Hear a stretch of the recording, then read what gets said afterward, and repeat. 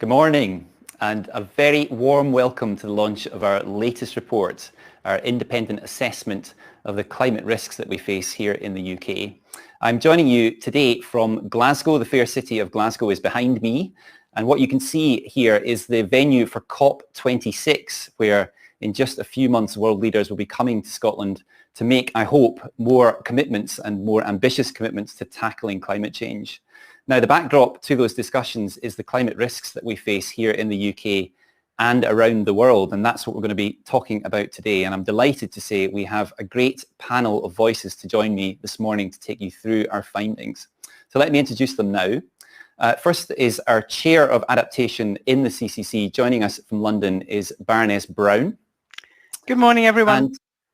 And in Exeter, we have Professor Richard Betts from the University of Exeter and the Met Office. Richard led the technical work that underpins our assessment. Climate risks that we face here. And in Berkshire, we have Catherine Brown, who is our Head of Adaptation in the CCC. She is the leader of the work to the report list that we're publishing today. So let me introduce them now. Now, I am really pleased to say that we'll be having a Q&A later. It's chaired by broadcaster Ratula Shah. And we want you to take part in that Q&A. So we're going to use a service called Slido, which will be a link will be appearing on your screen right now. Follow that link. That will allow you to join us this morning and to submit questions. We want you to do that as we go through the findings that we take you through this morning. So I'm really pleased that we can do this today. So let's have a look at the agenda that we'll be following today.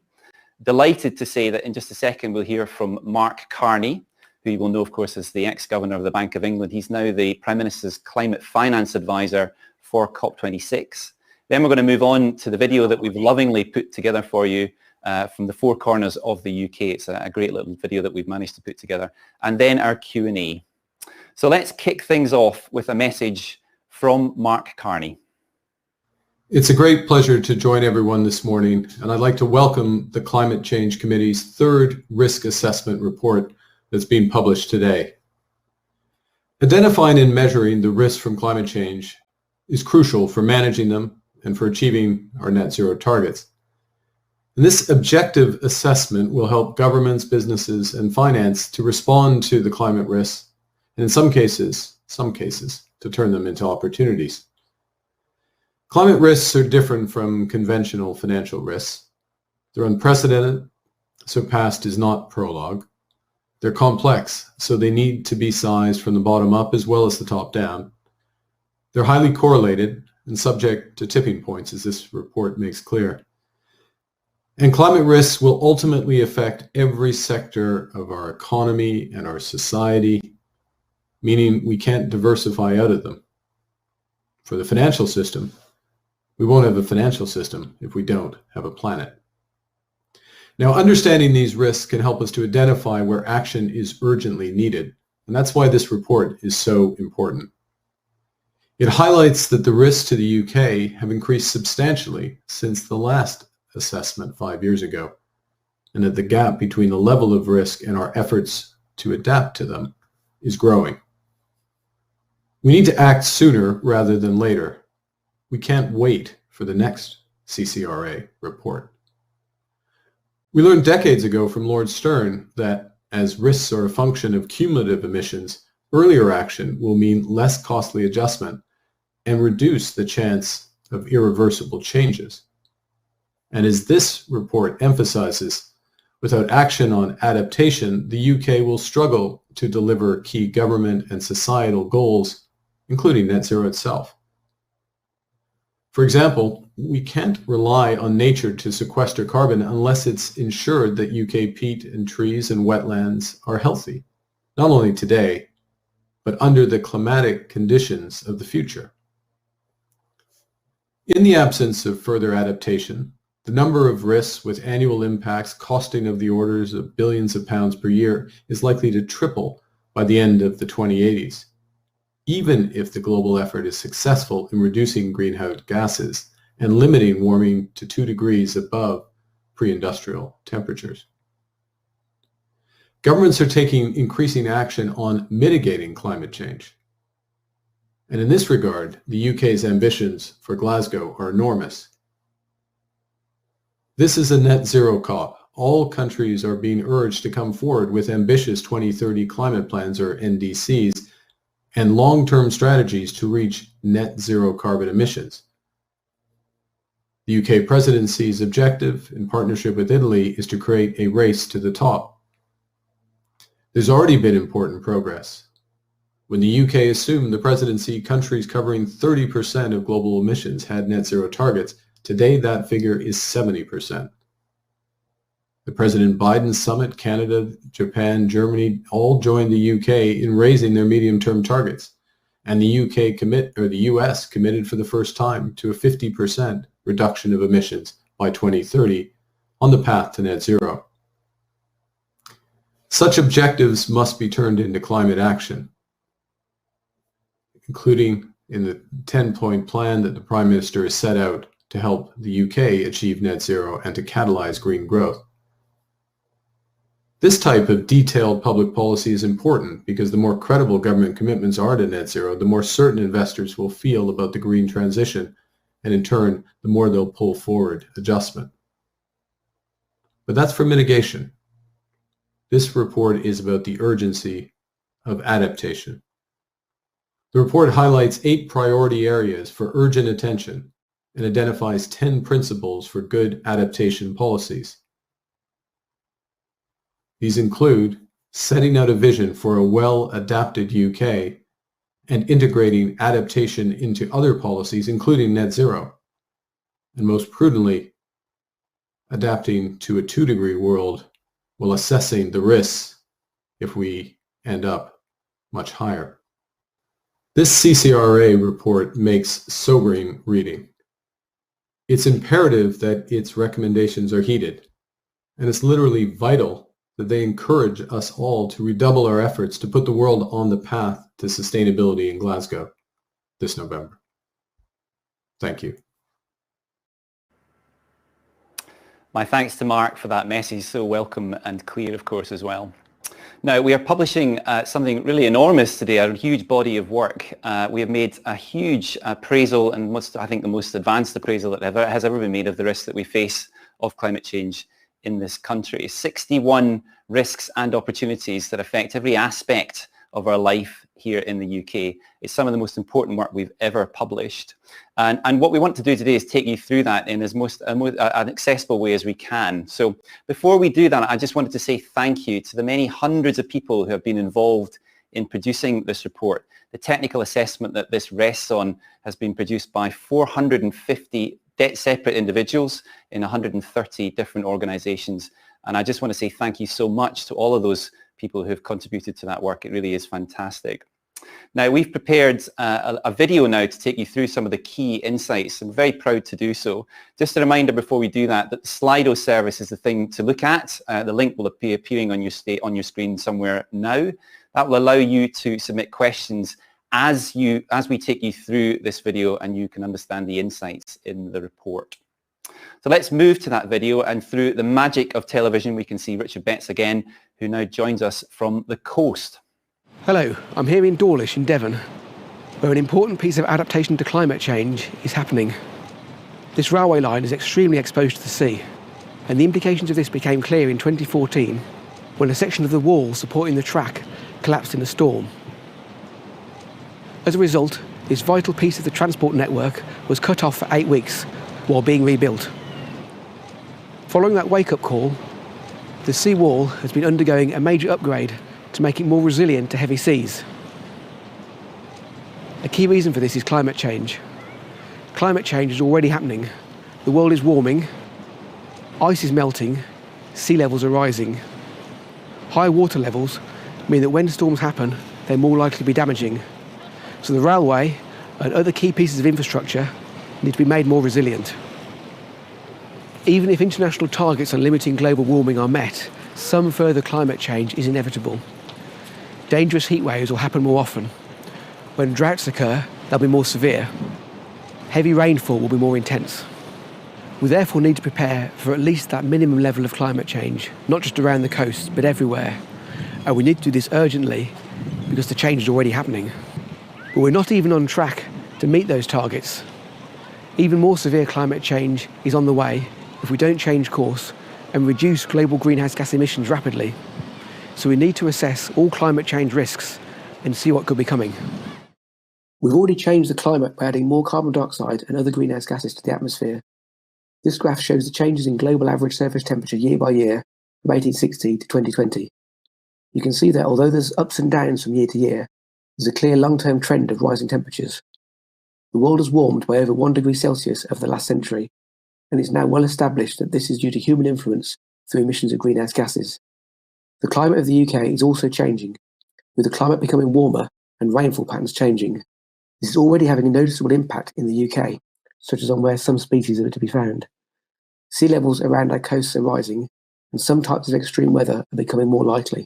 Halting this rise in global temperatures will mean urgent and rapid cuts in greenhouse gas emissions, and ultimately, we need to stop the buildup of greenhouse gases in the atmosphere completely.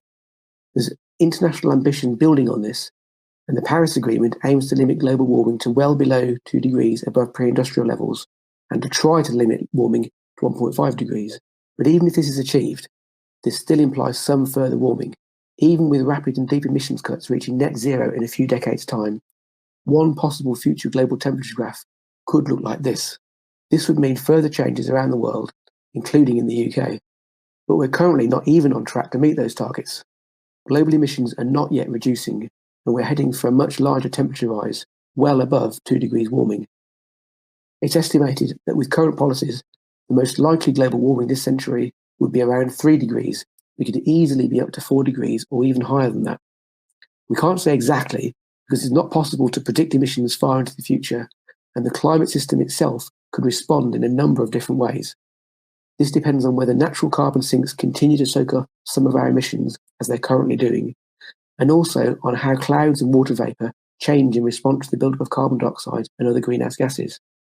But we are clearly on track for substantial levels of global warming, which would have profound and severe effects on the entire world. So for the third UK climate change risk assessment, we've been assessing the risks to the UK from global warming stabilised at around 2 degrees, which could be the minimum we can expect even if the Paris Agreement is successful, up to 4 degrees by the end of this century, which could easily happen on our current trajectories. Several of the risks we assess relate to extremes of temperature. It's important to bear in mind that what we experience locally won't be the same as the global average temperature. These maps show how maximum summer temperatures are projected to change through this century. The left-hand map shows recent changes. The middle map shows changes projected in the 2050s in a scenario on its way to 2 degrees warming by the end of the century. And the right-hand map shows changes projected for the 2080s in a scenario reaching 4 degrees global warming by the end of the century. A key thing to notice here is that changes are greater than the level of global warming at the time. 4 degrees global warming would mean an increase in extreme high temperatures of over 5 degrees across most of the UK and over 7 degrees in the south of England. Risk from flooding are already a major issue and will be of increasing concern in the future. This includes coastal flooding from sea level rise and also flooding from heavy rain leading to swollen rivers and surface flooding. Again, the details are hard to pin down with certainty because the details of rainfall changes can't be predicted precisely, but these maps show one particular set of scenarios that could play out. Tens of thousands of people are already at significant risk of flooding, and this is projected to increase by tens of thousands more, even if global warming is limited to 2 degrees and even more for 4 degrees global warming. We've assessed a number of specific risks to the UK and also some opportunities, although the risks vastly outweigh the opportunities. And this includes risks and opportunities both from climate change impacting directly in the UK and also climate change impacts elsewhere in the world, which can also themselves impact on the UK. Some examples are shown in this slide here. So one example would be risks to infrastructure services from river and surface water flooding, which would be a local UK impact. Another might be risks to food safety and food security, which would depend on climate change in the UK and also climate change elsewhere in the world, affecting our food supplies. Another example, which is an opportunity in this case, would be the opportunities for international trade routes, particularly from melting sea ice in the Arctic, opening up new shipping routes. Although it has to be said that the loss of ice itself would also have negative impacts. Importantly, we assess whether these risks and opportunities will be managed with current adaptation, and we score them according to the level of urgency of adaptation action. Either more action needed, where we are sure that more needs to be done within the next 5 years, or further investigation. It's clear that something needs to happen, but the details are not yet known. Both of those require action. Or a score could be sustained current action, where we believe that the current adaptation in place will be sufficient. Or finally, we could recommend a watching brief, where it's less of an issue at the moment, but it's an issue that we need to remain aware of. In total, we've assessed 61 risks. Out of those, 54 are assessed with high urgency. Only 7 can be managed by sustaining the current level of adaptation or just need the watching brief. The rest either definitely need more action or require further investigation as to what the action above the current action is needed. And now I'm going to hand over to Chris. So you've heard from Richard, climate change is very much with us now, and we have to be prepared for what happens in the future. That means it's got to be a much more prominent part of our climate change response in this country. So I want to make the case for adaptation action now. I'm here today in Glasgow. This is my home city, and it's worth just having a think about how climate change will impact on a city like this and the plans that we need to make. So let's just think of 2 of the climate hazards that impact on Glasgow: extreme rainfall and extreme temperatures. So even here in Glasgow, which is hardly famed for its fabulous summers, we are seeing people overheating in poorly adapted buildings during periods of hot weather. Now that's something we're going to see more of in the future, and we can get ahead of that by adapting those buildings to higher temperatures. Next to us is the river that flows through the city, the famous River Clyde. And there are a collection of river and surface water flooding risks that impact disproportionately on the people who live near this river. How do we spread the burden of those costs fairly in a city like this? And then an issue that's very particular to this city is Glasgow's tenements, which you find dotted across the city, the buildings that are now over 100 years old, and they were not designed to deal with the heavy rainfall that they now regularly have to deal with. That's a cost to the tenants in those buildings, and it's an investment that we need to make as a city if we want to address it. Across the country, we have the capacity, we have the resources to act on these climate change risks more effectively, and yet we don't. So we're going to have to turn that around, because we can minimise the costs of climate change by acting early before we see the worst impacts, like damage to property. And we know that many of the steps that we take have wider benefits, like benefits to health or new jobs that can be created. And we can capture some of the benefits from the changes ahead as long as we look for the opportunities and act on those now too. Early action is key before impacts occur, so we don't lock in changes that we can't then reverse in the future. And we have to think about those disproportionate impacts. Factors like age, like income level, where people live, they determine how vulnerable people are to climate change and their capacity to adapt to it. There are 3 important reasons to act on adaptation. First, we are currently locking in vulnerability and irreversible impacts from climate change. In the last 5 years, over 500,000 new homes have been built that are not resilient to the high temperatures we'll see in the future. They all face a costly retrofit to make them safe and habitable. It'll be 4 times more expensive to retrofit shading to those homes than it would have been if we'd included it at the new build stage. Second, there's a growing probability of unprecedented extreme events. There's already a 1% risk each year of receiving 20 to 30% more winter rainfall than has ever been observed before. The chance of daily maximum temperatures exceeding 40 degrees centigrade is also growing. And third, the future costs from climate change are growing. Overall, the current and future risks we face from climate change have actually worsened in the last 10 years, despite the general increased awareness of the issues. Part of that is because newer evidence suggests greater future impacts than previously estimated, but part of it is also due to a lack of adaptation action. So what can we do? In this report, we identify 7 categories of beneficial adaptation action. The engineered solutions, better building design, investing in flood defences or better drainage. Nature-based solutions, new habitat creation, soil conservation, making green spaces in our cities to give more sustainable urban drainage or cooler spaces for extreme heat. New technologies, planning now for growing more suitable crops, for example, using digital sensors more extensively and big data to monitor, to evaluate and to actively manage the climate risks. Behavioural approaches, changing the timing of agricultural practices to match new growing seasons, better public engagement on the changing climate and its risks and opportunities. Institutional rules applying better standards and regulation for adaptation to drive improved practice in the private sector. Financial regulation, better disclosure of climate risks to investors to improve the flow of adaptation finance. And data, research and development, better monitoring and forecasting of climate risks to support better research and ultimately the tools to aid better decisions on adaptation. And tackling climate change also requires a twin approach. We need to reduce emissions and we need to adapt to the changing climate. So far, we're missing those opportunities. We've highlighted a range of integrated approaches that achieve benefits for adaptation and net zero. Things like mixed species tree planting, making sure that we plant the right species in the right areas for our changing climate. Doing more extensive peatland restoration now to make sure we don't lose those habitats and those precious carbon stores forever. Using natural flood management approaches to reduce the use of carbon-intensive concrete in flood management with knock-on impacts to the flood risk facing other net zero priorities like electric vehicle charging. These are viable net zero options and they make sense if we take the right outlook on the changing climate.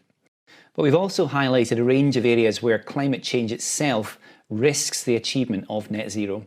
In the natural environment, where drier soils risk our ability to grow trees in some areas. In infrastructure, where water availability is a factor constraining things like hydrogen production or carbon capture.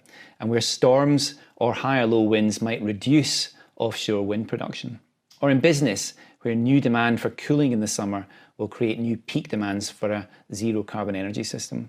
We need to face up to these risks and we need to plan accordingly, making sure we identify the trade-offs, taking a clear-sighted view of the conditions ahead. We are building a better and better understanding of the economic benefits of adaptation actions. There is a significant adaptation funding gap, private and public, but the economic arguments for funding adaptation are strong. In many cases, the positive benefits strongly outweigh the cost. Many actions are low or even no regret, like reducing our water use. And across the board, acting early typically has much larger benefits than delaying and taking action after an impact has already occurred. The people of this city will benefit from early action on adaptation. So let's go to Catherine, who can talk us through the principles of good adaptation planning. I'm standing in the forest at Swinley Park in Berkshire, and it's another example of one of the locations we're looking at that will face its own set of challenges from the changing climate. The hazards that are being faced here and that will be faced in the future are very similar to other parts of the UK: increased heat, flooding, water scarcity and wildfire. But the way those hazards will manifest themselves will be different in different locations. Almost exactly 10 years ago, a huge wildfire ripped through the forest near here. It was the largest incident ever attended by the Berkshire Fire and Rescue Service. And subsequently, over 50,000 trees were replanted to help to repair the damage. Landscapes like this can take decades to recover from the effects of wildfire, and sometimes that damage can be irreversible. Looking around us at the natural environment, it's easy to see why it's so sensitive to the changing climate.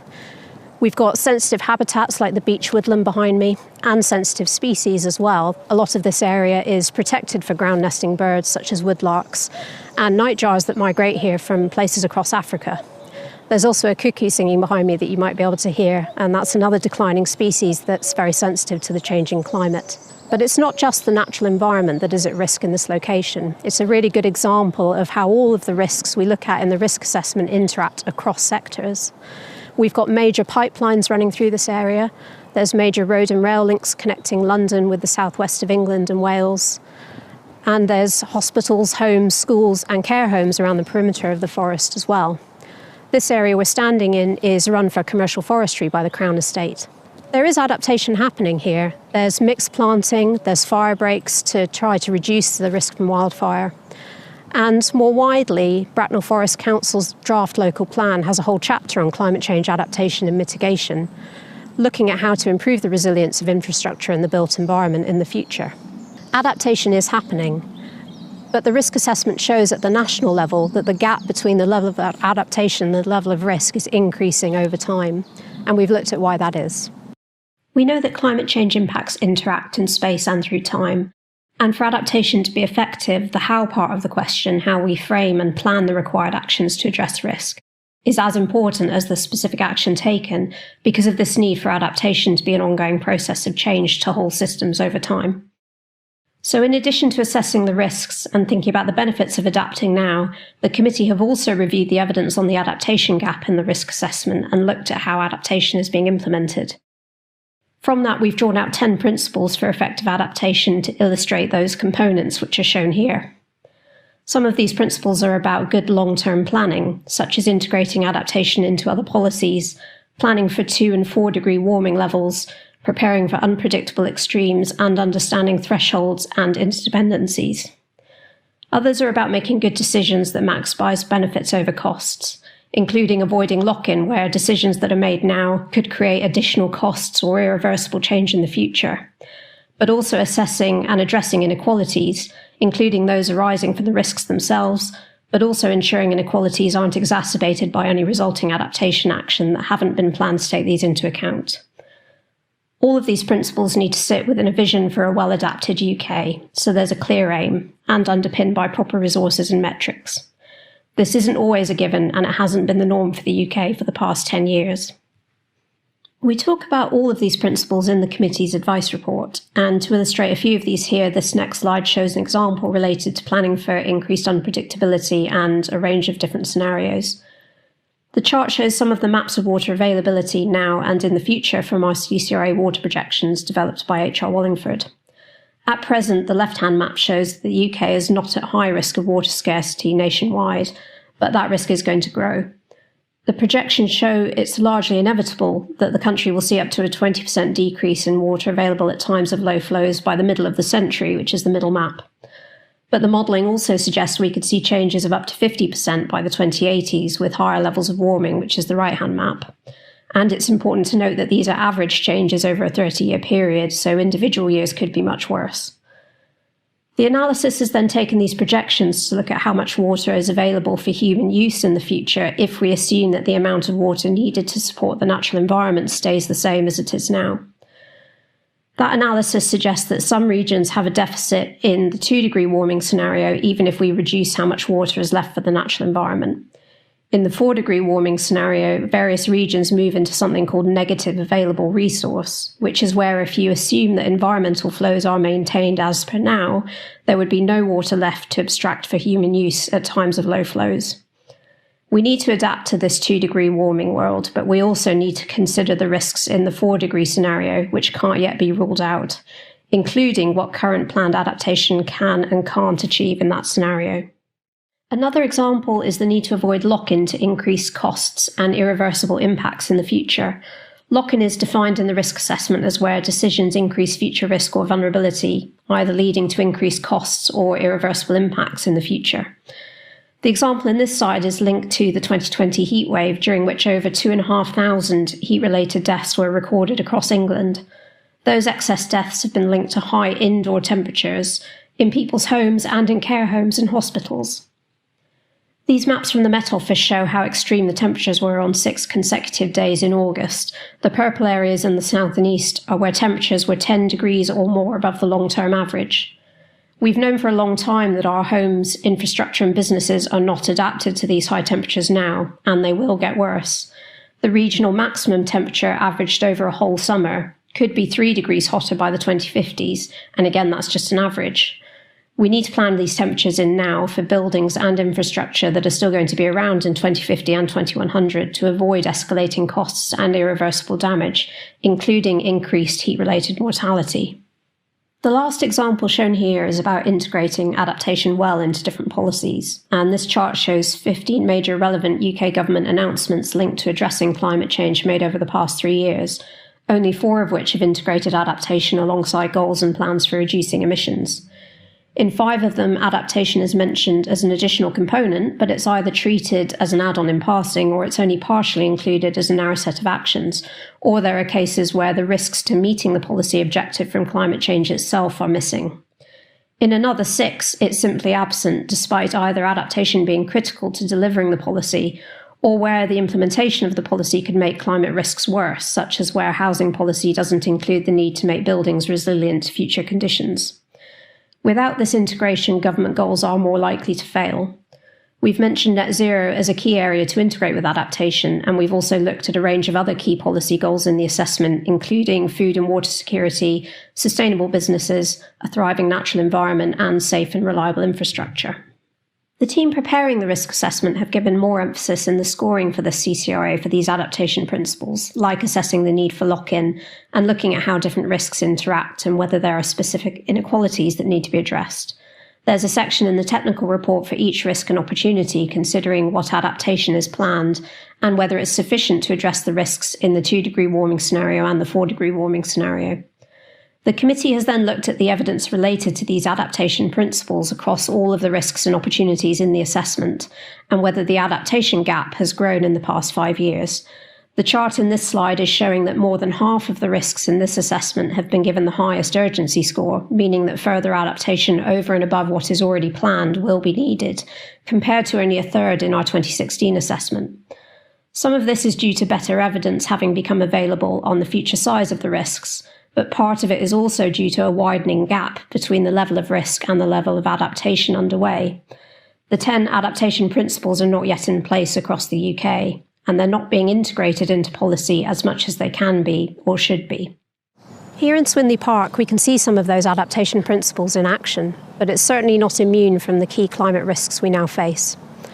Baroness Brown is going to talk about the committee's recommendations on the 8 most important risk areas for action in the next 2 years. Thank you, Catherine. I'm here in my garden in Cambridge, close to the Botanic Garden, where the UK's highest ever temperature of 38.7 degrees was recorded in July 2019. And as you've heard, we can expect that we will reach maximum temperatures of 40 degrees centigrade and more before 2050. That will exacerbate the problems of overheating in our homes and buildings that Catherine and Chris have talked about. And of course, we've all experienced some of that last summer, since we've all been spending so much more time at home. The UK has a strong framework for emissions reduction and planning for climate risks, set out in the Climate Change Act 2008. But adaptation remains the Cinderella of climate change. It's underfunded and it's very often overlooked, as Catherine's review of recent climate policy announcements demonstrated, I think, so powerfully. The third UK Climate Risk Assessment, CCRA 3, concludes that progress in adaptation policy and implementation is not keeping up with the rate of increase in climate risk. This stark finding means that risks from climate change to all aspects of our life in the UK have increased in the last 5 years. We must recognise that without action on adaptation, we will not be able to deliver key government and societal goals, and that includes net zero. We cannot rely on nature to sequester carbon unless we ensure that our peat and our trees and our wetlands are healthy, not only today, but in the climatic conditions we will all be experiencing in the future. The CCRA 3 technical report, as Richard has highlighted, identifies 61 risks which need to be addressed in the next round of national adaptation plans. My committee was specifically asked by government to give our advice on the most urgent priorities. We've done that, and drawing from that list of 61, we've highlighted 8 key priorities that must be acted on in the next 2 years. The prioritisation is based on our assessment of where further action and integration of adaptation into major policies is most urgently required. So I'm now going to talk you through this advice on the most urgent priorities for the next 2 years. These 8 areas of climate risk have been prioritised based on 1, the urgency of action, and that's as assessed in the CCRA 3 technical report, 2, the gap in adaptation planning across the UK, 3, the importance of integrating adaptation into major policy commitments. So that's things like net zero and, of course, the new environmental land management scheme payments for farmers. 4, avoiding lock-in. So for example, where we're planning now for big future infrastructure projects, or indeed where we're building new homes. And finally, where there are clear opportunities for making progress in the life of the current Parliament. So for example, we have the Environment Bill now in the House of Lords and the new Planning Bill coming up. As I've said, the committee highlights 8 priority risk areas as critical for adaptation in the next 2 years. 4 of these relate to the natural environment. The other 4 cover health, infrastructure and business. So risks to supply chains, the power system, to our health and well-being from overheating, and a range of risks to the UK from climate change overseas. Missing from this list are key risks to the UK such as flooding and water scarcity. They haven't gone away. They remain significant and will need action over and above what is currently planned. This will need to be addressed in the national adaptation plans. However, we've made progress in these areas and well-established policies are now in place for managing these hazards. One of the major policy commitments in the next 12 months is, of course, net zero. We cannot achieve net zero without sequestration of carbon, sometimes referred to as negative emissions, and that's sequestration of carbon delivered by nature. Delivering net zero needs a transformation in our use of land and what we get from our land. 21% of current agricultural land will be needed for energy crops and for an increase from 10,000 to 50,000 hectares of trees planted and growing each year, with woodland and forest cover growing from 13 to 18% of the UK. And to free up the land for all of this, that will need a 10% increase in agricultural productivity every decade, so some 30% by 2050. And what that will do will be deliver some 80 megatons of negative emissions per year from plant growth and from bioenergy with carbon capture and storage. That will be almost 20% of the reduction we need to 2050. But our soils are increasingly impacted by climate change from things like flooding and drought. Healthy carbon sinks, soils, peat and wetlands currently store about 12,000 megatons of CO2. That's over 25 times more than the UK's total current emissions. But the area of land suitable for peat-forming vegetation in the uplands could decline by between 50% and 65% by the 2050s through the effects of climate change alone, with a huge impact on additional emissions. By 2050, the southeast could be unsuitable for commercial growing of beech or Sitka spruce, and climate change poses direct risks to productivity from heat, drought, waterlogging, wildfire, pests and diseases. We're asking an awful lot of nature in this changing climate. There are growing risks to our health, well-being and productivity from heat. We can expect to see a tripling of heat-related deaths by 2050, from a baseline of around 2,000 per year today to 7,000 by 2050. Impacts of heat on productivity have been measured in various international studies, and they range from 2 to 4% per degree centigrade rise above about 27 degrees. So this is especially relevant when so many of us are working from home. And working from home has risen from 5% of people to over 30% of people during the COVID-19 pandemic. And teachers in the UK are reporting poor performance by children in summer exams due to overheating. Yet we are still waiting for policies to address overheating risks in homes and buildings, despite this being one of the top risks in all climate risk assessments published to date, and despite the danger that insulation measures to address net zero can make overheating worse unless shading and ventilation are addressed at the same time. The net zero world will mean that some risks could have even greater impact, as the overheating example illustrates in a small way. Let's take the power system. Today, only about 20% of our energy use is in the form of electricity, but by 2050, this could be nearer 70%. So if the electricity stops in 2050, we stop. We will depend on a single source of energy for transport, heating, lighting, cooking, as well as for delivery of critical services such as communications, water, and our industrial output. Electricity infrastructure is impacted by all of the major climate risks, so flooding, storms, drought, high temperatures, sea level rise. And the failure of one part of the system can affect many. A lightning strike on an electricity circuit between Cambridgeshire and Hertfordshire in August 2019 led to a cascade of impacts, interrupting supply to over 1 million people and stranding affected trains for hours. Electricity system failures often set off a cascade of failures: communications, transport, emergency service unable to respond, hospitals unable to treat patients. We need to rethink our approach to climate risk assessment and how we build in resilience to our power system as dependency increases and we rapidly build new and essential new electricity infrastructure. The three final priority risks are risks to our way of life and our economy. Supply chains, nature, overseas risks, things that are important to the way we live, our natural environment, reliable supplies of goods, well-stocked supermarket shelves.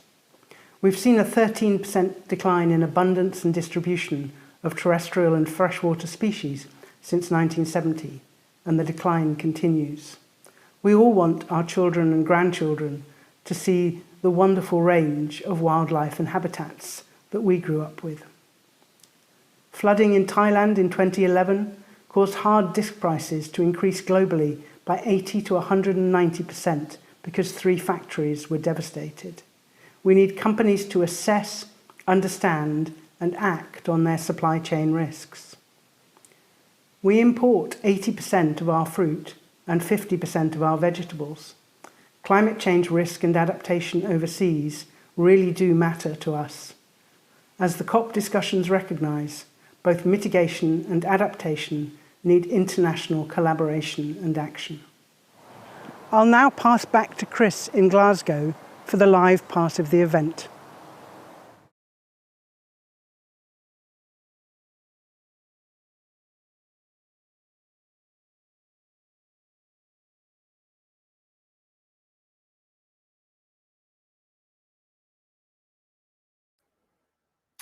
So there you have it. I hope you enjoyed that film, and of course some really important messages for us all to think about. Now we are going to move to the Q&A now, which I'm very excited to do, and just a reminder that we're going to use that Slido service, and we're still able to take questions. So if anything's popping up in your mind now as a question for the panel, then please submit that through Slido. And I'm delighted that chairing the Q&A today will be the writer and broadcaster, journalist Rutulla Shah, who is, of course, the presenter of The World Tonight on BBC Radio 4. And I'll be joined on the panel again with my colleagues Catherine and Baroness Brown, and also Professor Richard Betts. So Rutulla, it's lovely to see you. I'll hand over to you now. Thanks very much, Chris. It seems wholly appropriate to be having this conversation on what may be the hottest day of the year so far, and in my case, in a sweltering back bedroom. Baroness Brown was talking about adaptation earlier as being the Cinderella policy of climate change. Well, we won't be going to a ball. Social distancing means dancing is strictly off limits, but I hope through today's interrogation we can at least shine a light on some of the issues and really bring them to public attention. So let's begin with our first question, which, Baroness Brown, is for you. It's from Steve Muse, and he asks, how can we make the UK government take this very important issue seriously?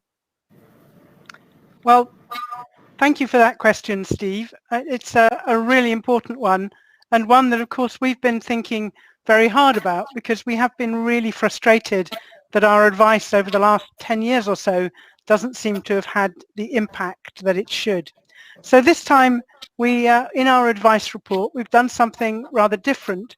Whilst we recognise that there are these 61 really important risks and opportunities that the government does need to address in the next National Adaptation Programme, we've highlighted these 8 risks that I talk about, which need to be addressed now because we have current policies and programs that the government is developing over the next couple of years where it is crucial that they are integrated. And we are really being, I suppose, slightly opportunistic, but really in flagging that so many of these key risks are actually critical for the delivery of net zero.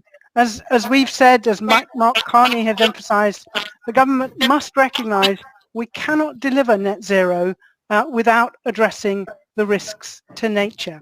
And I hope that that message, as the government is preparing for the COP, as everybody is being so complimentary about the big steps the UK is taking to get to net zero, I hope that message will really hit home. Look, Baroness Brown, this is a big report. There's a lot of information in it. But you yourselves point out that the risks have got greater since your last report. That isn't the same. Putting the information out there is one thing, but that isn't the same as getting the government to take it seriously. No, and we will be. We are meeting with secretaries of states and senior ministers across government to brief them and to really highlight them. We've briefed the government's climate change group chaired by Alok Sharma. We're briefing groups of civil servants, and we really need business and civil society to get on board with us and help us with telling the government how important this message is. And one of the things I think that's encouraging is actually that we're beginning to see local authorities and councils really recognising the importance of adaptation and starting to develop some really good plans of their own. And so that's something also we very much want to encourage. And that is, Baroness Brown, one of the questions that's come up, this idea of how will you cascade this information down to the local level with local councils and community groups? Is it how easy is it to get this communication across? Well, I think because climate change impacts are something that are experienced at a local level. Flooding is something that happens, in the centre of Leeds or around the coast to local communities. So I think climate change impacts do tend to be something that local government is very aware of and that local people talk to their councillors about and are concerned about. And we've seen some great initiatives, for example, in Kent, where they have obviously a lot of farmland, where they have where they're seeing some of those extraordinary high temperatures that Catherine talked about for those 6 days in August. And talking to people from Kent County Council, they have some really impressive plans, both for planting trees along their streets to keep them cool for the elderly people in Margate, and also for working with their farmers to understand the opportunities that might come from longer growing seasons, but the challenges that come from drought and having less water. And what they need is enough money from central government to turn those plans into real action. Moving on then, Chris Stark, if I can come to you. Bob Ward asks, what will the committee do to ensure the second National Adaptation Programme isn't the same failure, his words, as the first and second National Adaptation Programmes? Yeah, that's a really good question from Bob. And, we've been reflecting a bit on that as well. And I think it's important just to acknowledge that that's essentially how we feel about it as well. So we've been flagging many of these risks now for longer than 5 years. And we're into now the next cycle of planning for that. We can't repeat the mistakes of the last one. So I think what we've tried to do with this report is not just to look at, of course, all these 61 risks. That's a lot, 61 risks and opportunities. We're aware that that's a lot to swallow. We've tried to pull out from that what we regard as the really critical ones to act on. That's the 8 risks that you've heard about already in the footage that we showed earlier. And interestingly, notably, the flooding doesn't feature in that, and that's because that's one of the areas where we've seen the government actually react. So what we're hoping to do, and I don't mind saying this, is trying to elicit and to provoke that kind of response again from the government, so that we're not in the same place that we were this time round in providing this assessment. It's worth saying again, you heard it in the footage. The risks have gone up in the last 5 years. That's partly because the science has improved and we've understood more about the impacts of climate change. But it is also because the government has not put in place the plans that it should have done to adapt to those risks. So there is a window to act on that. I'm very deliberately standing here today in front of the COP, because the COP site in Glasgow, because we want to tie this together with the government's plans to host the COP at the end of the year. Of course, we need to be acting on net zero, and that's something that we've been very, very strong advocates for as well. But we also need to do this stuff on adaptation, and it's not so interesting, it's not so sexy. We've got to tie those two things together. The government needs to hear that, I think, and then to understand that the next cycle of plans that we get, which are due in 2023, from England, from Wales, from Scotland, from Northern Ireland, need to be more realistic about the impacts that are coming ahead. And just to kind of reiterate the point that Julia made just a second ago, I think these things are much more practical and real concerns for people in this country. People understand if they live on the coast that they face these kind of risks, the risks of coastal erosion. I think it should be more, it should be better. We should be able to connect together those risks that people are now really experiencing with a better and stronger set of political priorities that ministers feel they need to act on. So we are actively now trying to make that argument with the government, and I hope this report does that. Richard Betts, you were talking about the risks on the coast. Those are the risks you know about. If you live at the coast, you know that there could be an issue with flooding, with seawater levels. But what about the risks that perhaps we don't know about, that haven't arrived as yet, which we can project to into the future? How do you account for those? How do you adapt for those? Yes, that's one of the most difficult things about this kind of report. How do we expect the unexpected? Most of what we've done is based on the scientific literature, which is all about existing studies and so on. But the COVID-19 pandemic reminded us, which happened halfway through this preparing this report, that things can suddenly happen that you're not prepared for, even if you should have been prepared for them. So like climate change, we should be prepared, but we weren't as prepared for the pandemic as we should have been. So that did remind us that we need to step back and not just look at the existing information, but go through kind of thought exercises, look at how one thing may affect another. Try and imagine the black swan events, if you like. We did do a lot of work on impacts of potential tipping points in the climate system and how that affects the UK, which is an area which is surprisingly little has been done in the climate change literature. So we did a lot of work on working through how these big events might feed through to climate change risks, specifically in the UK. But it's quite a challenge, and you can't imagine everything. So, but we hope that we've covered as much as we possibly can. But we'll need to do this again next time round, of course. And are there really specific issues, Richard, that you're thinking about? So, for instance, if it's going to get much hotter, the sort of wildfires that we see in Australia or California, could they become a feature of UK life? It seems extraordinary. Exactly, that is a perfect example of an emergent risk for the UK. We do see wildfires to some extent in the UK, but nowhere near as severe as we see elsewhere in the world. But under a hotter, drier climate, of course, in summer, we will be seeing more severe fire weather.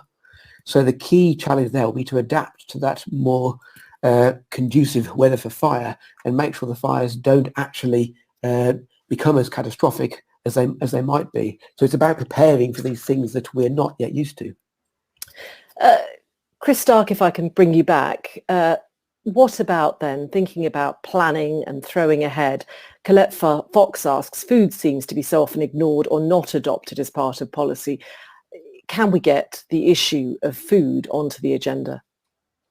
Well, we absolutely have to. I mean, that's one of the key things that comes out of this. The kind of risks to the food chain and the supply chain for food really jump out actually as one of the big risks that we face as a country. And it's an interesting one to talk about. It's going to harking back to my last answer. This is one of the ones that the government themselves are more reluctant to discuss actually. So we face a number of risks to supply chains, not just here in the UK, but abroad as well. And of course, we can't manage those risks so well. So we need to acknowledge that climate change as an issue impacts not just here in the UK, but in other parts of the world, and that will impact on our food supply. Now, it's really important to think about that. Rich has just mentioned the pandemic. We've all had the experience during the pandemic. As it kicked off, you'll all remember the empty supermarket shelves.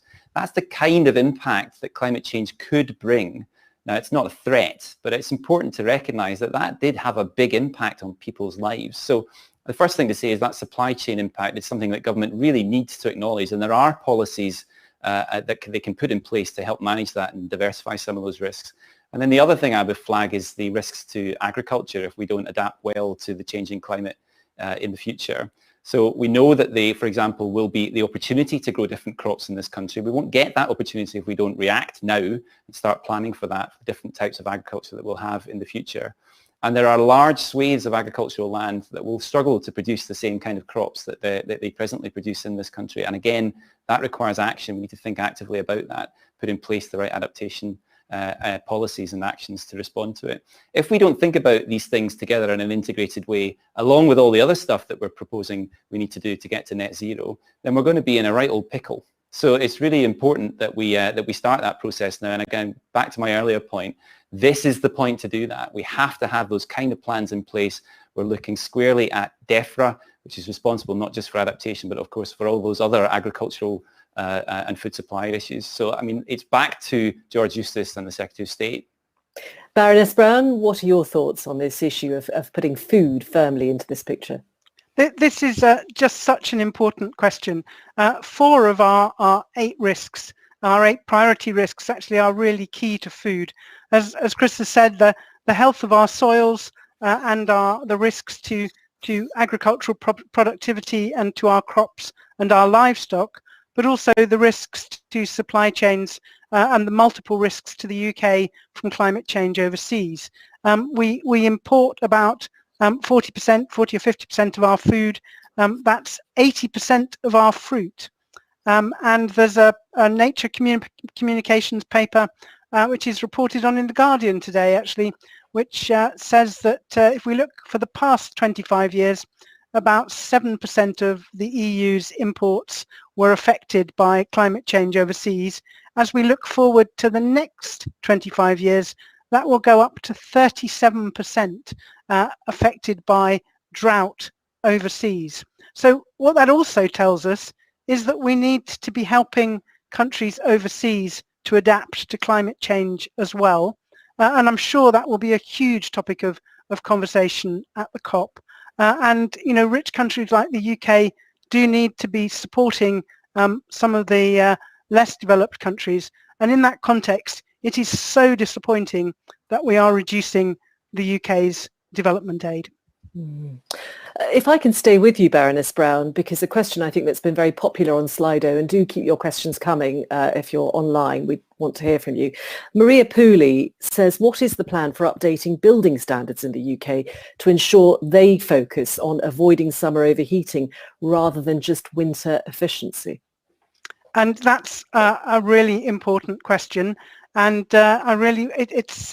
we raised this issue of overheating very strongly 5 years ago in the last climate change risk assessment, and over 500,000 new homes have been built since then, which are now locked in to being homes that will overheat because we haven't seen any changes in building standards. We really urgently need building standards to be changed such that new homes have to take on board overheating and also improved ventilation alongside, obviously, making them zero carbon homes. We've had a review of the building standards going on. That now needs to turn into action because we have these impressive plans to build lots more new homes. We need to be building homes that are fit for the future, not homes that will need expensive adaptation and refurbishment later because they overheat. And we also urgently need to address the issue of conversions. Some of the flats being converted into homes, we are already seeing really significant overheating problems, particularly single aspect flats with large windows. And we know that the better we insulate, the more challenge we have unless we address ventilation and shading at the same time. Catherine, if I can bring you in on this. Yeah, thanks, Rutila. And just to add to what Julia said, we tend to think about overheating as an issue for the south and east of England, and those of us in the south today are sitting in fairly sweltering conditions, while I think Chris is relatively cool up in Glasgow. But we make the point very strongly in the risk assessment that this is not just an England issue, that Scotland, Wales and Northern Ireland need to think about overheating in building regulations as well. And partly that's because people, as they live further and further north, are less well adapted to high temperatures. So you start to see impacts on health at lower temperatures the further north you go. And the other thing that is a big gap for us is not having good data about the level of heat-related mortality in the devolved administrations. So we have good data that shows a record number of heat-related deaths in England last year, over 2,500 in the heat wave. But we don't have that kind of consistent data for the devolved administrations as well, and that's a big evidence gap where we need to see more action. I wonder, though, if this is a difficult message politically. It's a bit counterintuitive, isn't it? In a way, as a government, you're telling the public, right, you've got to insulate your homes, you've got to reduce emissions. And at the same time, you've also got to persuade people that they also need to think about being too hot. Is it just a problem of messaging? It's a very difficult and sort of slightly counterintuitive message, Catherine Brown. Yeah, it's one that we've seen actually quite a good increase in awareness of over the last 10 years. So we often see public awareness surveys of climate risk coming through every few years. We had one back in 2012 that suggested that the public actually thought it was more likely that we would see colder than hotter conditions, which is completely the opposite of what we're expecting. That survey was repeated again last year in a study that was done by the University of Cardiff, and it actually showed much greater awareness of the risks of heat.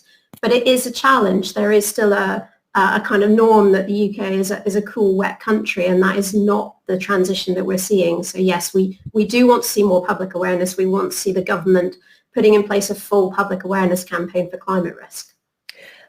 Richard Betts, if I can bring you back in then, staying with this idea of this transition. You were beside the Dawlish Railway. It's an interesting example. We're asked about climate change adaptation, but is the current route sustainable in the long term if there were to be a 1 metre plus sea level rise? So the upgraded seawall that I was standing next to, which is still in progress, that is being designed to be resilient for the next century. Now we are locked into further sea level rise already. It takes a long time for land ice to fully respond to warmer temperatures. Glaciers take a long time to melt completely. So even if we stabilise the warming, the melting of ice would continue and sea level rise would continue to some extent. But we're not yet committed to a 1 metre sea level rise.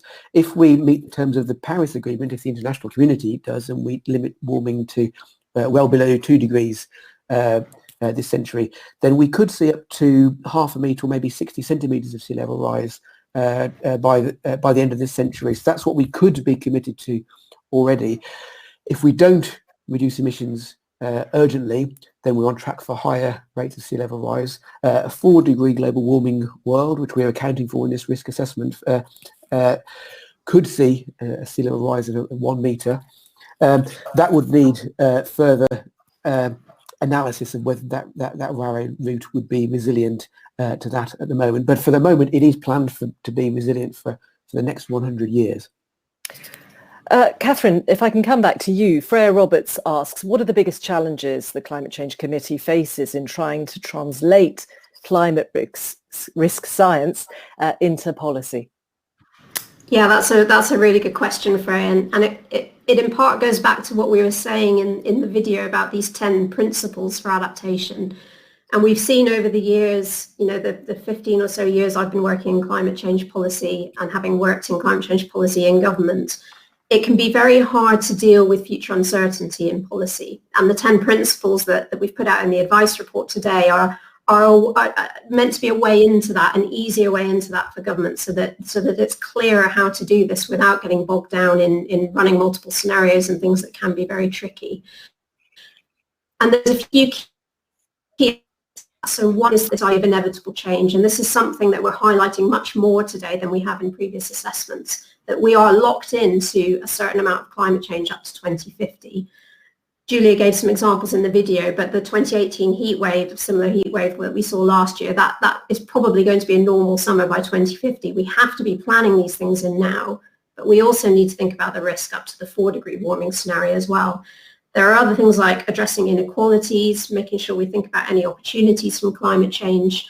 And there was also a question about interdependencies and thinking about how different government departments need to work together on some of these big policy issues. Overheating is a a really clear one where it's not just a health issue, it's not just for the Department of Health, it's about buildings and building safety and building regulations. And that's really key to bring this together. And we were delighted to see that the Treasury has put out new guidance on addressing climate change risks earlier this year, and we hope that's going to be taken up in policies going forward.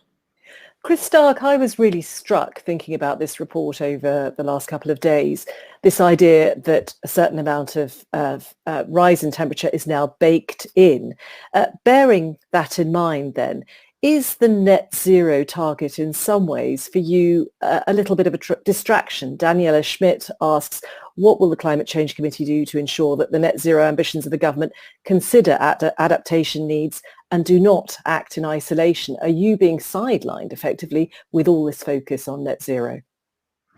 No, I don't think it is a distraction, and we absolutely must get to net zero. And I'm absolutely delighted that the UK has signed up to the net zero targets. Here in Scotland, we have a 2045 net zero target, and that's absolutely necessary. Just to rehearse the arguments for that, it's important because as a rich, developed economy, getting to net zero as quickly as possible means that there will be a club of nations making that kind of transition. And that's a really strong piece of leadership for other countries around the world to follow. Now, if we follow that kind of transition, then it means we can look forward to minimizing the temperature increase in the future.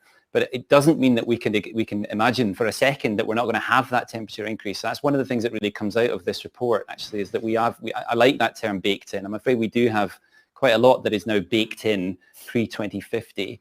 Actually, the kind of climate changes that we'll see in the UK are relatively insensitive to the global ambition, which is what we'll be discussing behind me in a few months' time. It's really important to make that point. It's actually after 2050 that you start to see that, the paths diverging, and that big question of whether we stick on a below 2 degrees centigrade scenario or head towards something pretty awful, 4 degree scenario. And really important to say that we have to do these things in an integrated way. One of the big messages we've tried to land with this report is the idea that net zero itself is actually at risk if we don't have adaptation built in. Just two examples of that. We've got in the natural world a great deal of the emissions reductions that we are anticipating we'll have to get to net zero rest on what the natural world can deliver. So all the carbon that we can store in the trees that we grow or the crops that we'll be using potentially in the energy system. We can't just imagine that's going to be there unless you plan for that properly. If you're planting trees in an area where the soils will be too dry, temperatures too high, then you're going to fail. So really kind of making that point. And then the other area that we're really keen to make this point to government is that we can imagine what the world will look like now in that net zero scenario. So we can imagine what the UK will be doing by 2050. And one of the things that really jumps out at you is that we'll be using a lot more electricity than we do today for a greater number of things. That means we'll be more reliant on our power system, that zero carbon power system that we'll have. That means that as we are planning that net zero power system, we should be building in the resilience to the kind of weather and climate-related weather interruptions that we already get to the power system. There's a really powerful story about lightning strike just in recent years that knocked out the power system for large swathes of the country. That's the kind of interruption that at the moment doesn't impact on the transport system other than perhaps on the railway system, but in the future might have a big impact because we're using power for not just things we use it today, but also for our transport, personal transport, and also for our heat. So really thinking that way in an integrated way is what's going to get us to the net zero goal, but also a well-adapted society. And it's really important that we try to build those two things together. But again, Chris, I'm going to push the politics at you, which is if you're in government, how difficult is it to actually sell two messages? Isn't it clearer, easier to keep talking about net zero and kind of push adaptation and the need for adaptation to the sidelines? It's less sexy, less easy to grasp, and it complicates your message. I agree entirely with the premise of your question. I mean, we struggle with that challenge in the CCC. I mean, net zero is remarkably now, it has a kind of momentum of its own. You see that not just in the national commitments to net zero, but also the corporate commitments. And I genuinely think that is progress. That's great. Now, bringing in this new message, which is not an altogether positive one, is challenging. And I understand entirely the politics of that. Now, I suspect we're about to enter a new kind of difficult period, actually, of politics around net zero as the reality of achieving the targets that we've been recommending really hits home with ministers. I understand that, but it's really important. I mean, we're here to provide the independent appraisal of the risks that we face. It's really important that we don't just stick all of our eggs in the net zero basket and imagine that we can just ignore all this adaptation stuff. I think bringing those two things together, and in answer to your question, Rutula, I think there is a more positive story about what can be done on those two fronts. And I think in particular that idea that we are building that power system I just talked about, we are actually making those kind of investments and making those plans, so we can build in extra resilience. We can imagine the kind of resilience that we might have in the future. For example, in the middle of a storm that knocks out the power system in your area, you might be able to take the power from your car instead to power your house. You know, that kind of thing demands a bit of extra attention from the government, but I don't think that is actually a negative message. So I think it's important that we build these two things together, and ministers need to understand that.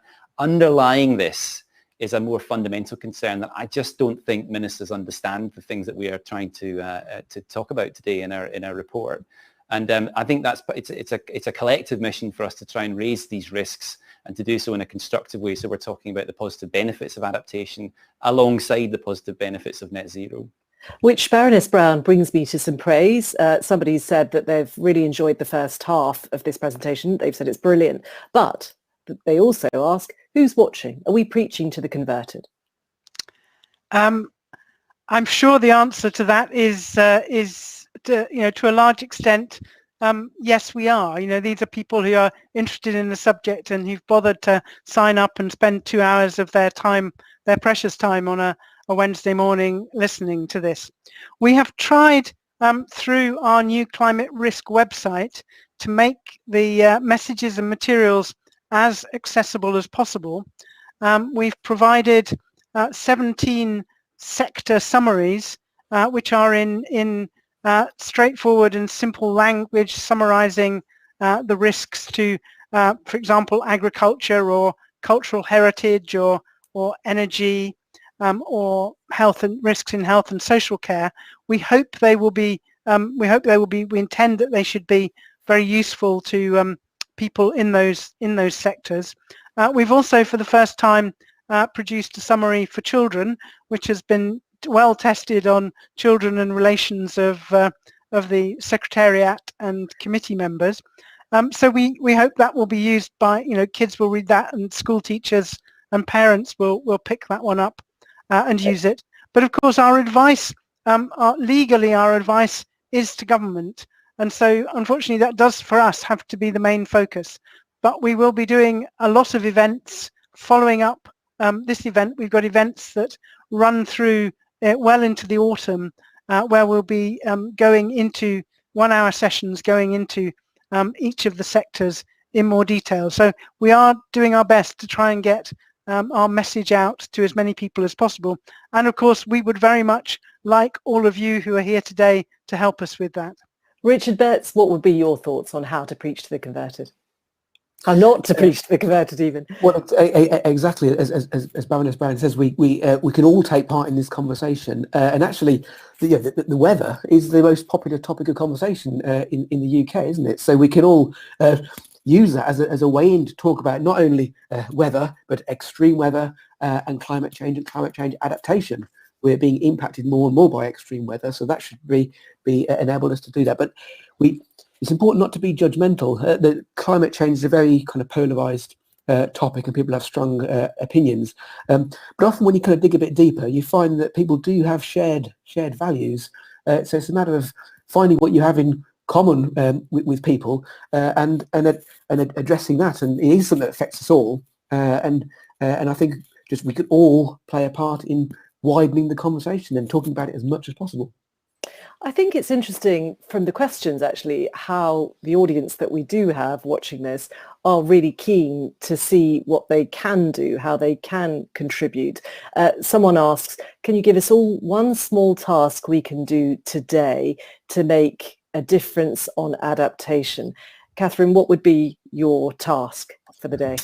Oh, I've got lots. If I'm only allowed one, I would say sign up to free flood warnings.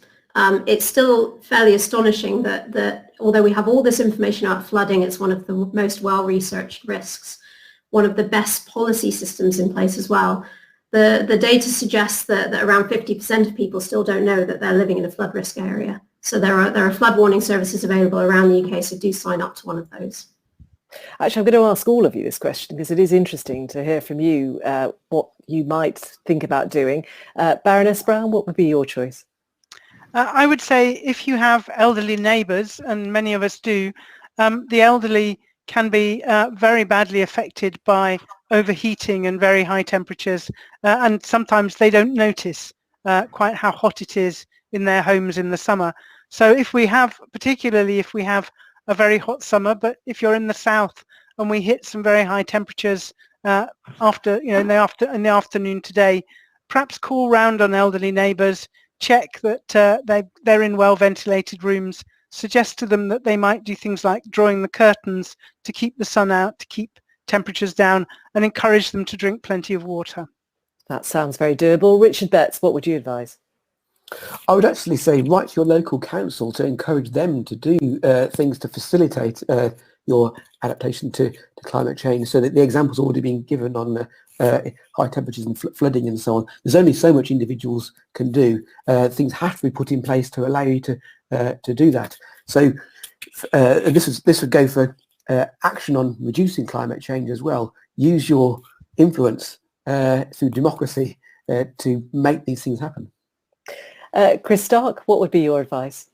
Well, Julia's nicked mine, so I'll move on to another one. So, I mean, my one is get rid of all that concrete that you might have in your garden if you can. So think about having more green spaces around you. That's really important for natural flooding protection. So if we get flooding, it's actually better to have grass, for example, in your garden. It's also nice to have a green space when you have those really hot moments. And that tends to be something you can do if you have a garden. So it ties back to that risk of overheating. And just to make this point, I think this overheating risk is something that we're really going to try and push hard with government, because I think it's such a critical issue.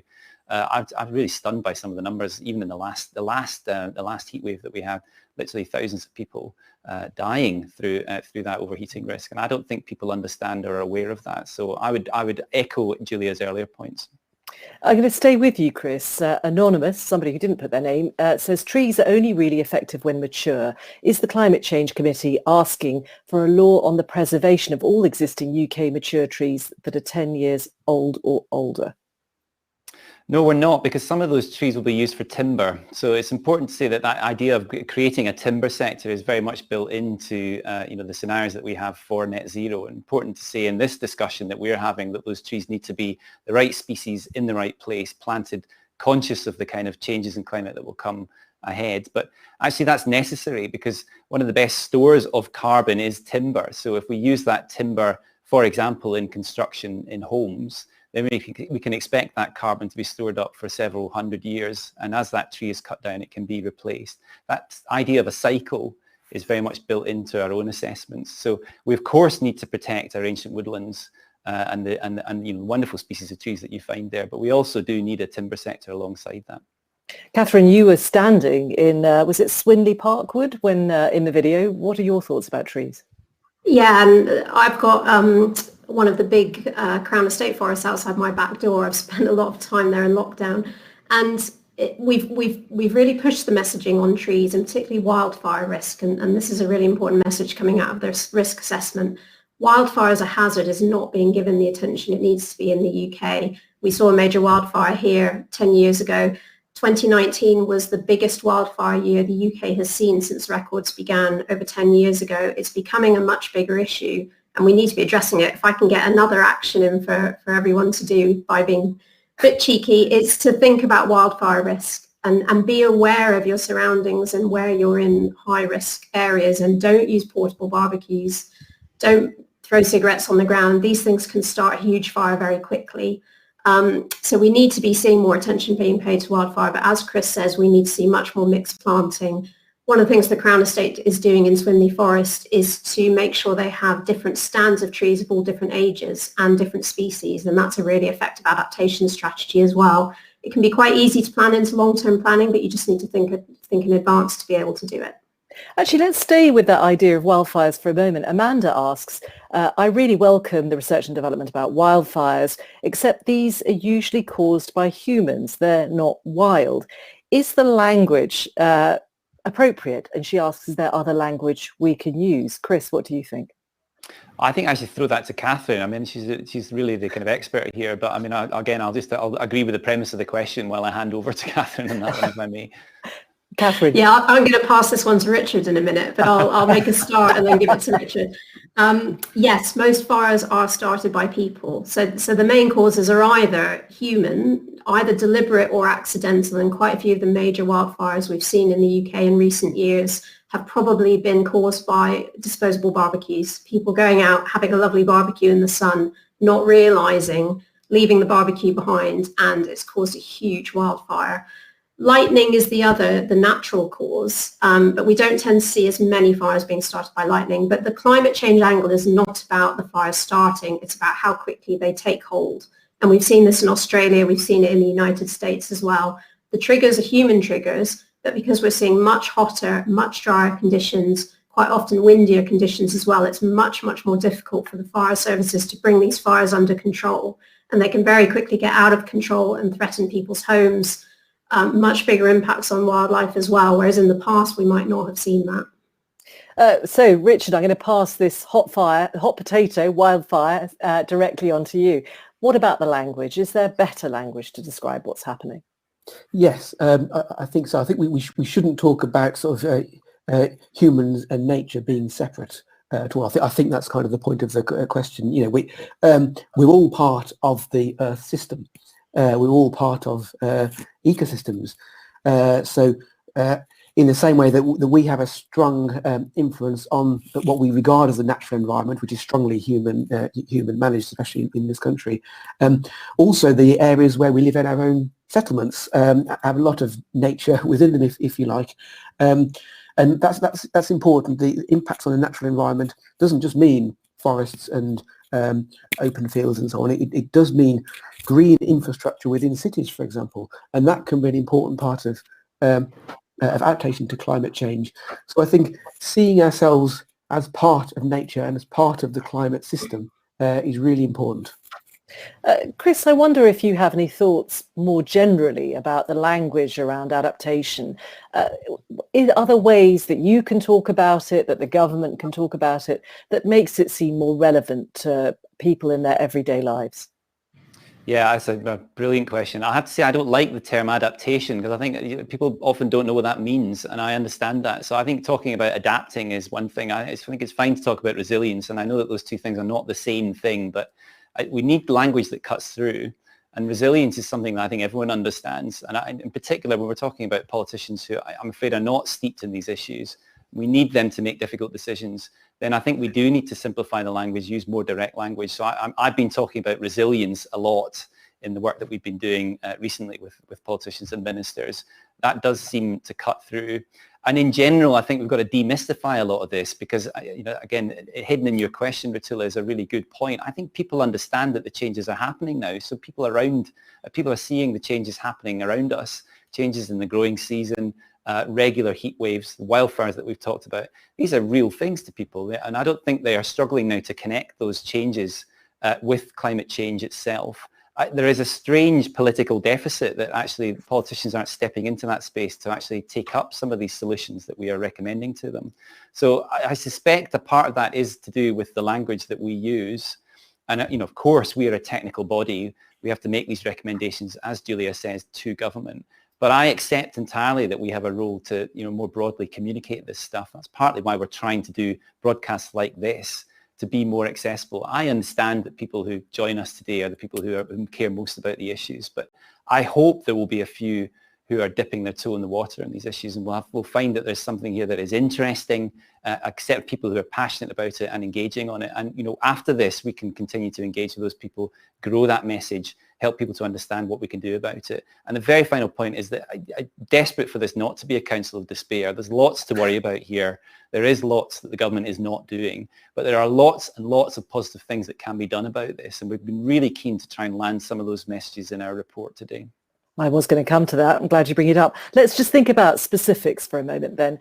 Glasgow City Region's Climate Ready Clyde initiative comes across as one of the leaders in adaptation. They've gone on and done stuff about it. What is it that they're doing that perhaps others aren't, Catherine? Yeah, I mean, Climate Ready Clyde is one of the really great examples we have in the UK of a really well thought out, well implemented risk assessment and adaptation plan. There's some others as well that we'll come on to. One of the things that's really good about it is they've done a whole risk assessment. They've actually used the method from the National Risk Assessment and applied it at the Glasgow City region level. They've thought about the key risks. They've sort of chunked that up into different policy options, and then they've looked at who needs to act, how they need to act, and how that's going to be paid for.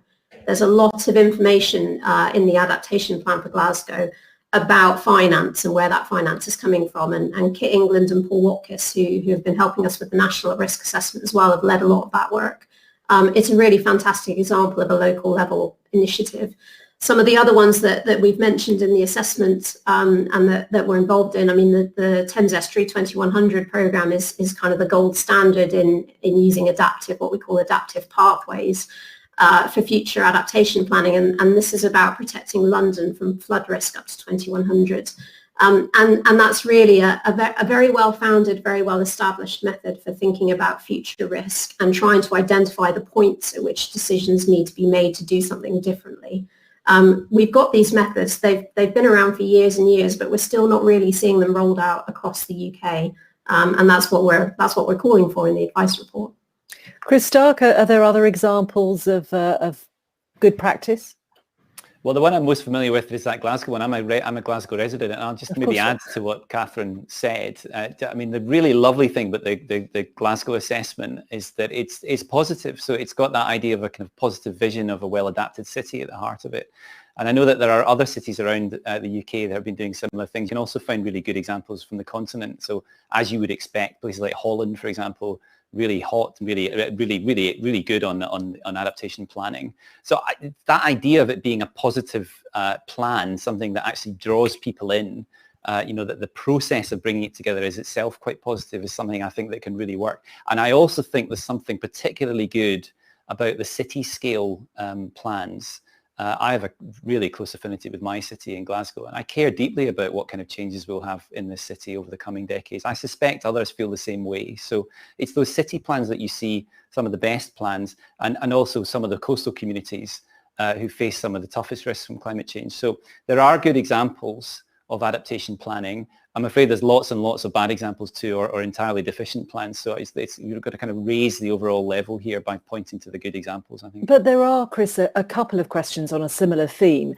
Joan Wally says we need to include local councils in future plans, but neither the funding nor the capacity is there. How can they have funding and capacity to embed adaptation? And somebody else says only 12% of local authorities have made adaptation commitments as part of their climate emergency declarations. What would most help local authorities to be better prepared?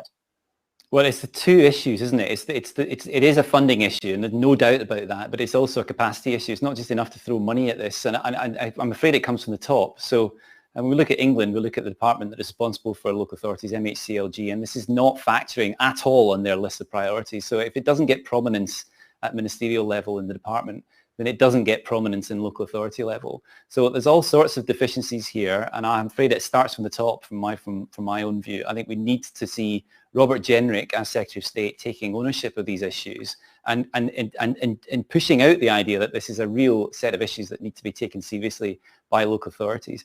The kind of more positive message here is that we have seen lots and lots and lots of local authorities across the country, really hundreds and hundreds of them, declare climate emergency. And are kind of feeling around looking to see what they can do about that. Now, most of those councils are responding to public desire for some sort of climate plan, and most of those climate plans are about reducing emissions. But I don't think it's a great leap to think that those plans could become a much more integrated vision of a well-adapted city or local authority that has low emissions, zero emissions eventually, and is ready and resilient to the kind of climate changes that we've been talking about this morning. So again, this is the point of today's broadcast and this report. We are starting a new cycle of planning. That message to Robert Jenrick and MHCLG and other parts of the country is really, really important. We want to see that kind of leadership from the top. And I think then it will filter down. And of course, it's so important that it does. Catherine, we've talked a lot about messaging and prodding people to sit up and take notice. How would you say local authorities need to go about putting these policy ideas into practice? Yeah, I mean, I would look backwards and think about how it's been done in the past, because we have had a very good system of support for local authorities and very good levers coming out of government to encourage them to take action. So we used to have something called UK SIP, the UK Climate Impacts Programme. It still exists, but it was a big government-funded programme. It was internationally recognised as a fantastic support service for local authorities, for businesses, for individuals, telling them about climate risk and telling them about adaptation. That got transferred into the Environment Agency, and then it was closed down altogether a few years ago by government. And at the same time, a few years ago, we used to have indicators for local authorities coming out of central government, and there was one on climate adaptation, and that drove a huge amount of action at very senior levels in local authorities. And those are the things, we know how to do these things, we've done these things before, and yet they've dropped away in the last 10 years or so. And one of the things is just to bring that back, to see that support again, to see the re-emergence of regional partnerships that we used to have on adaptation. And that is the thing that drives action at the very senior levels of leadership in local authorities. Baroness Brown, I'm going to bring you in on that point, but also can I tie in another question from Chris Vernon, who talks about the democratic deficit. He says governments may be committing to net zero, but they don't currently have a mandate for the specific changes needed. And again, that is about awareness, isn't it? About a public that is willing to commit perhaps to the changes that are needed and to vote for those kinds of policies. Thank you. Yes. Can I touch on the local authorities issue first? And I happen to be chairing the Cambridgeshire and Peterborough Independent Climate Commission, and we're looking at both adaptation and emissions reduction and the things we need to do in the region. And one of the things I would encourage, and I'm sure there are some academics listening, would encourage all our universities to work with their regions and their local authorities, because we've had some excellent work done in Cambridge by our local universities, supporting using the kind of information that's in the technical report that Richard has so ably helped us produce, using that kind of information and bringing it down to a local authority level, and mapping things like the positions of care homes and other vulnerable people, or the major kind of business activities, and really bringing home where they need to pay attention, where the hotspots, so to speak, are going to be. On the democratic deficit, I think I have to say, I think the Climate Assembly was a brilliant piece of work on the mitigation side, on the emissions reduction side, to address the democratic deficit, because it actually really shows what people are prepared to do, what changes they're prepared to make.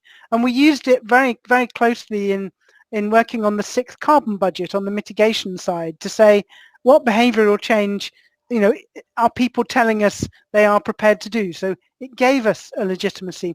And we on the adaptation side would very much like to see a similar exercise, because actually, as we've heard today, we think that communication of adaptation and the benefits is really needed, and to have that cross-section of the population and the chance to bring them up to speed, and then to find out what they think government should do, what they think the responsibilities of us as individuals are, would be hugely important as a basis for future policy making.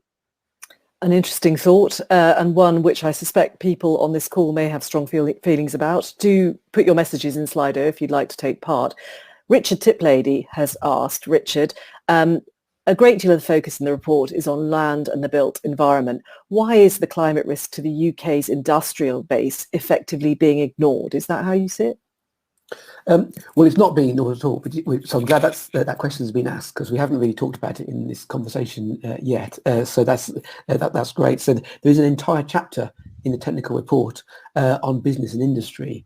So looking at things like risks of flooding to businesses and industry, risks from water scarcity.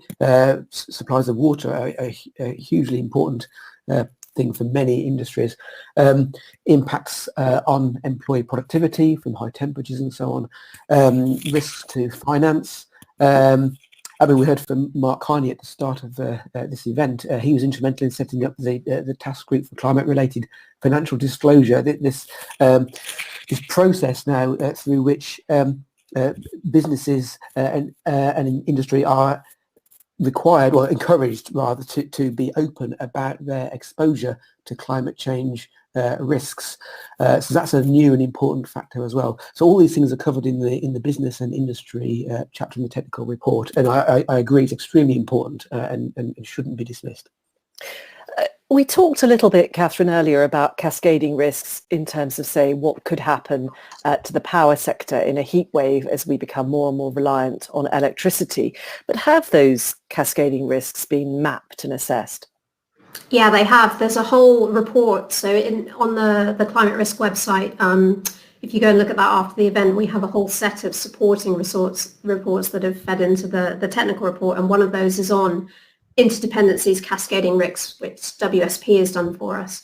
There's some very, very complicated cascading maps in there showing how all of these different sectors can be impacted by a single flood or a single heat wave. One of the really interesting things that came out of that is just how central the natural environment is, both as a sort of end impact. So often the natural environment is one of the areas that is impacted at the end of these cascades, but also the natural environment can act to moderate these impacts, to lessen them over time. And in the technical report, every single risk that we've looked at has a section on interdependency. So it's looked at how those risks are amplified through cascading impacts. And then that's been fed into the final scoring. So it is very central to the analysis. Interesting. We haven't, Richard, talked about the pandemic, which I find extraordinary. We've been talking for quite a while now, and it's hard not to think about the pandemic and the way in which the planning for that was perhaps misplaced and perhaps underwhelming, depending on your point of view. When you think about risks and planning, Ferhat Yilmaz, for instance, asks, how would you include unexpected pressures such as the pandemic on the environment, or environmental pollution, or higher demand for water resources as the population increases?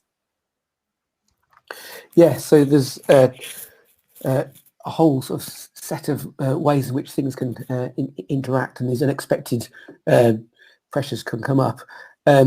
We learned a lot from the pandemic, both its influence on the UK and internationally.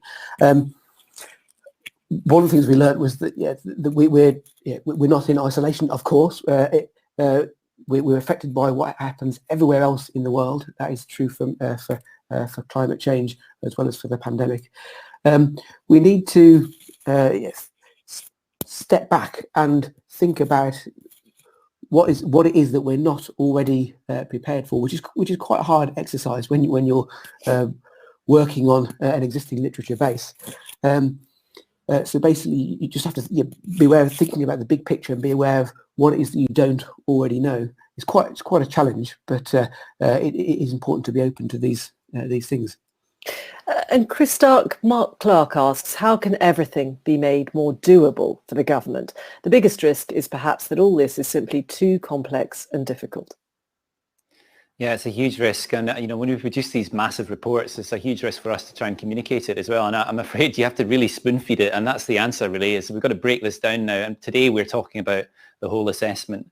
But the plan now is that for the next 2 years, as we gear up to the next set of national adaptation plans that we'll have across the UK, we've really got to break this down into the various components of the changes that lie ahead, and genuinely, spoon feed the analysis to the people that need to hear it. Because I fully understand. I don't expect ministers to be able to sit and to read a 1,000-page report, several thousand pages of report. What I do expect is for them to listen to the central critical risks that we've raised for them today. And then actually there's a really interesting story about the way in which policy and the political decisions that we will see over the coming years can result in a much better and more positive outcome. So I don't mind saying it. We're going to tie this to net zero because that has the attention of ministers at the moment. We're going to tie this to COP26, which will take place in a few months behind me. And we're going to try and make as much progress as we can over the coming weeks and months so that this lands with ministers and, I should say, at other levels of government, not just in Whitehall, the devolved governments and also with local authorities, that this lands with them as a priority alongside net zero, and that we think of ourselves as a country that is gearing up for climate change and tackling climate change generally over the coming months as we get ready for COP. And one last thought, if I may, to you, Chris, from Tom Saunders. He asks, Catherine mentioned inequality and fairness. How do we ensure that any action we take is informed by diverse perspectives and experiences of people around the UK? It's not going to be the same everywhere, whether you're in Scotland or Northern Ireland or Wales or the south of England or wherever. Those experiences are going to be different. Yeah, that's the beauty of adaptation as a topic, isn't it? Is that it is thoroughly local, and actually the issues that people will experience, the climate risks, as they pertain to where you live, will be totally different from the experience that someone else in this country will be having. And that's important to bear in mind. Ultimately, I think the real kind of advantage for me is that these are local issues. But getting beneath that, I mentioned it in the video that we put together for you, the disproportionate impacts that are experienced by people are tied ultimately to some of the social experiences and the social conditions. So we talked about flooding, for example. Flooding is a really good example. People who live around rivers are disproportionately impacted by those flooding risks. And the fact that you live around that river might well be determined by where you live, possibly issues like ethnicity and definitely income levels. We're going to have to think about that in the round. And again, and just turning this into a more positive discussion, I think that's what's exciting about this. We need thoroughly local plans that are ready and adapted themselves to the conditions that we see across the UK. And those plans need to be owned by the people living in those areas, and they have to tackle those issues of diversity too. I'm excited about that, though. I think that's what marks this out from the big global discussion that we'll be having here in Glasgow in a few months' time. It's thoroughly local, and therefore it should be something that matters more to people, I think, if we can frame it up in the right way. Well, we are out of time. Philip Gray, I'm going to end with Philip Gray. He says, thanks for a great webinar and sharing of the Q&A. And he says, I'll recommend managers in my organisation, which is a county council, attend future related events. There you go. So you've got one fan. Thank you all very much for taking part. Thank you for some great questions. I'm now going to hand back to Baroness Brown. Thank you very much, Rutula, and thank you again. Can I add my thanks to you for some really great sharing? And apologies to our questioners that we haven't had time to answer all of their questions, but as you say, there have been some really interesting topics that people have raised. I want to do a quick plug for what happens next week, because next week sees the Climate Change Committee publish its 2021 progress report to Parliament, and that covers both the annual update on reducing emissions and the biannual update on how the government is doing in preparing for climate change. But before we finish, back to today's report, the lack of adaptation over the past 5 years, as I'm sure you've all taken on board, has led to lock-in. It's already led to irreversible changes, and that means also it's led to higher future costs for the government. We're not prepared yet in the UK for unprecedented events that could occur now. For example, there's now a 1% risk each year of 20 to 30% more winter rainfall than we've ever seen before. And the chance of daily maximum temperatures exceeding 40 degrees C is also growing.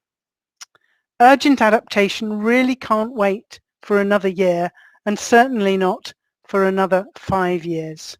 As you've heard, we know what to do. Actually, we're lucky enough to live in a country where we can afford to do it. It's really time, and the message we have for government is, it is really time now for action, not just more announcements of plans. So thank you very much for listening, and do come to some of our future events as well.